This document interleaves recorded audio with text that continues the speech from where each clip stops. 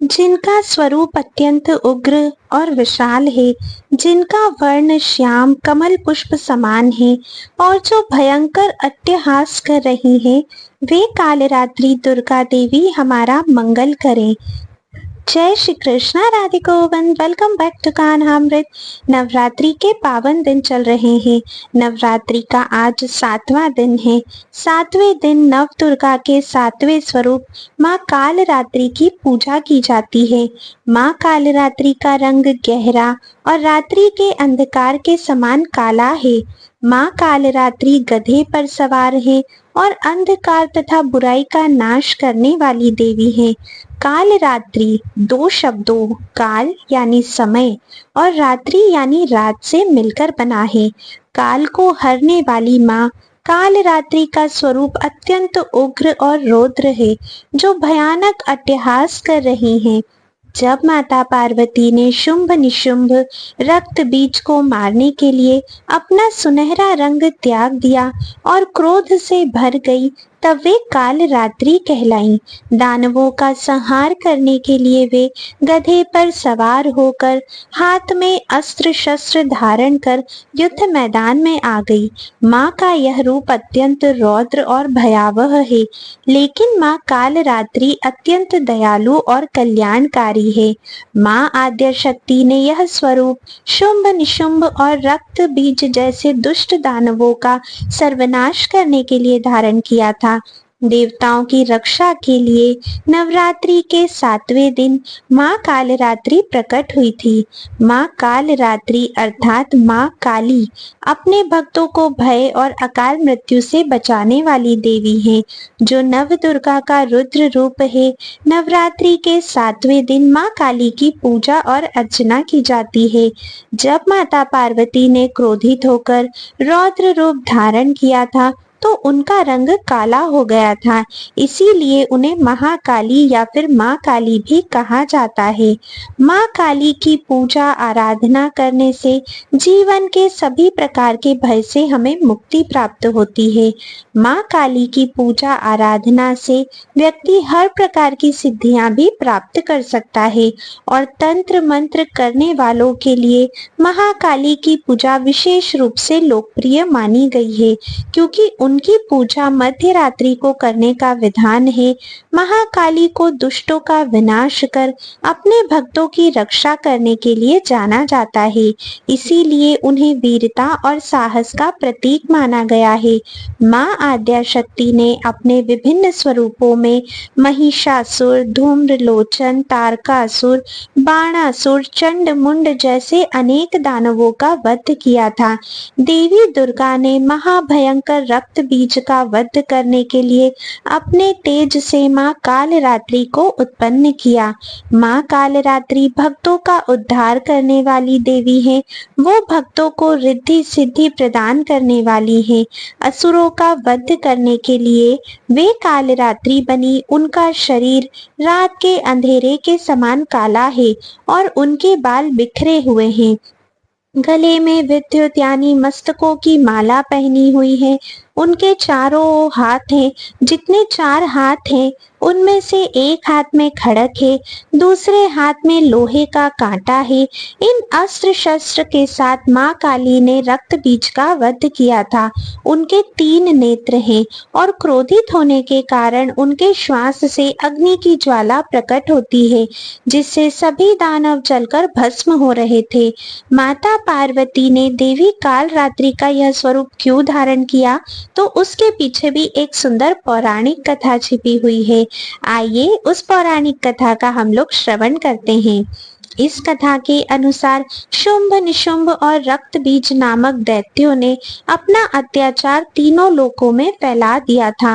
रक्त बीज अत्यंत शक्तिशाली था और उसका बल उसके रक्त में था, क्योंकि जब रणभूमि में कोई भी योद्धा उस पर अस्त्र या शस्त्र से प्रहार करके उसे घायल करने का प्रयास करता और उसके शरीर के अंगों से लहू की बूंद भूमि पर गिरती, तो उस रक्त की बूंद से उसके जैसे अनेक क्रूर दैत्य हाथ में शस्त्र लिए खड़े हो जाते थे।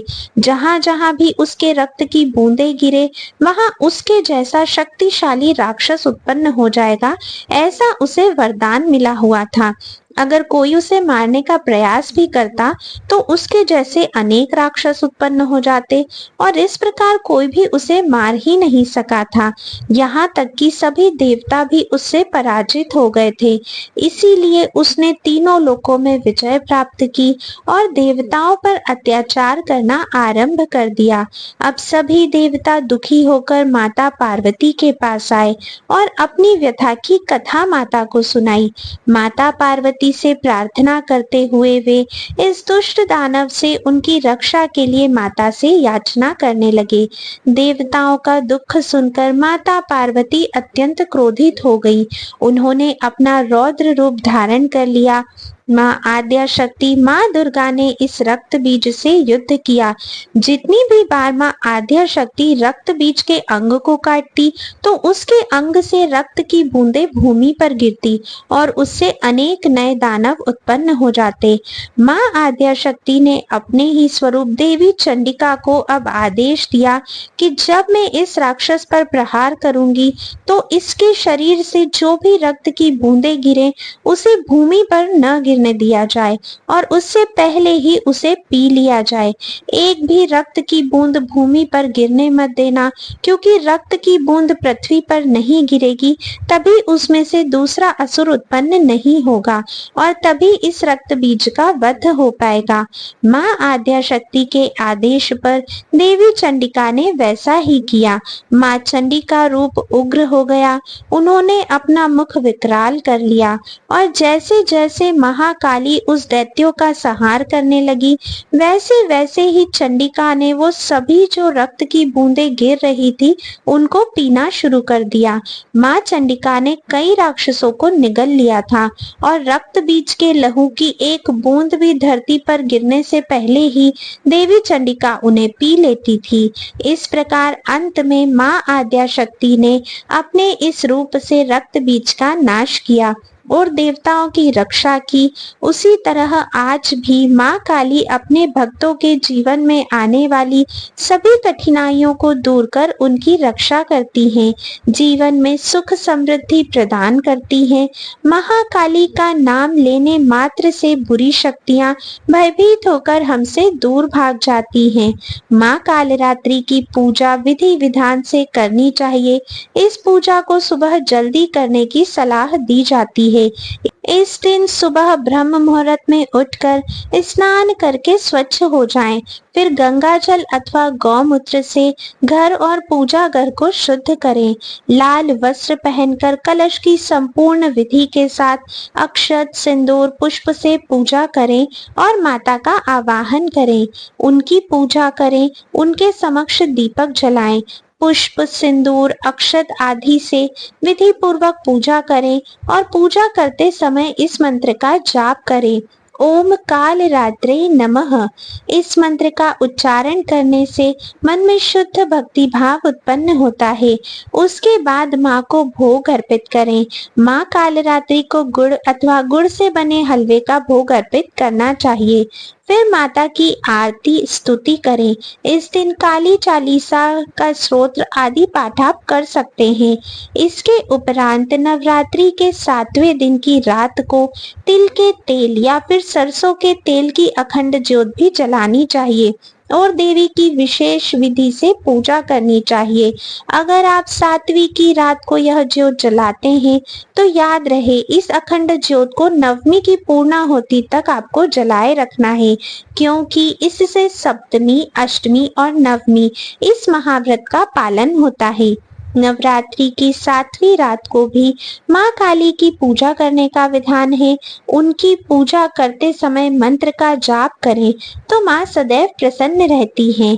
माँ कालरात्रि की संपूर्ण विधि विधान के साथ पूजा आराधना और उपासना करने से माँ काली अपने भक्तों पर अत्यंत प्रसन्न होती है।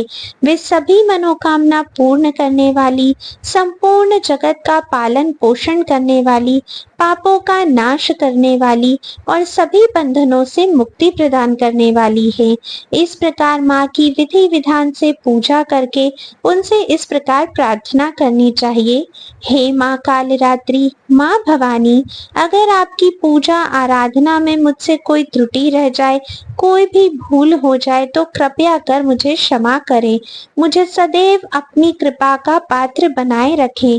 भगवान श्री कृष्ण की शुद्ध भक्ति प्राप्त करने के मेरे मार्ग में जो भी अवरोध आए, आप कृपा कर उनका नाश करें और मुझे भगवान की भक्ति प्रदान करें। इस प्रकार प्रार्थना करते हुए आप नवरात्रि के 7वें दिन पूजा कर सकते हैं।